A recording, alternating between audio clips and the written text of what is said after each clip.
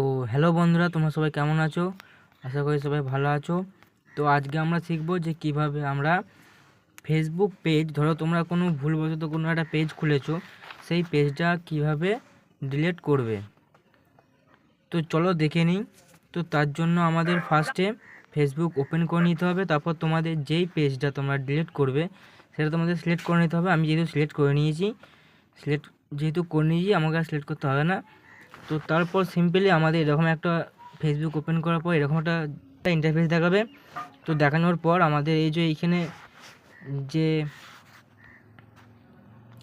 সাইডে যে একটা গোল মতো যে একটা আইকন দেখতে পাচ্ছি, তো এখানে আমাদের সিম্পলি ক্লিক করতে হবে। তো ক্লিক করার পর তো উপরে দেখতে পাচ্ছ যে আমাদের এখানে সেটিং বলে যে অপশানটা আছে, সেইখানে আমাদের ক্লিক করতে হবে।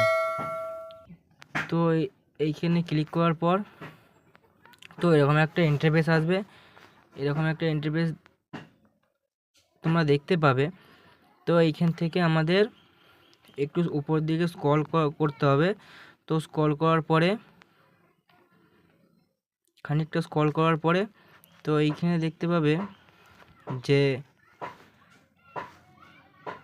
এই যে অ্যাক্সেস অ্যান্ড কন্ট্রোল বলে যে অপশানটা আছে, তো এইখানে আমাদের ক্লিক করতে হবে। তো ক্লিক করার পর এখানে ডিঅ্যাক্টিভেট পেজ, ডিলিট পেজ। তো তোমরা যদি পেজটাকে ডিলিট করতে চাও তো তার জন্য আমাদের এইখানে আমাদের ক্লিক করে দেখতে পাচ্ছি নিচে যে ডিলিট পেজ বলে যে অপশানটা আছে। তো সিম্পলি আমাদের এই যে ডিলিট পেজ যে বলে যে অপশানটা আছে, তো এইখানে আমাদের ক্লিক করতে হবে। এই যে সাইডে যে ব্লু রঙের যেটা আছে, তো এখানে ক্লিক করার পর নিচে যে আমাদের কন্টিনিউ বলে যে অপশানটা আছে, এই অপশানটাতে আমাদের ক্লিক করতে হবে। তাহলে আমাদের পেজটা ডিলিট হয়ে যাবে। তো যেহেতু আমি পেজটা তোমাদের দেখানোর জন্য করেছি, তোর জন্য আমি পেজটাকে ডিলিট করব না।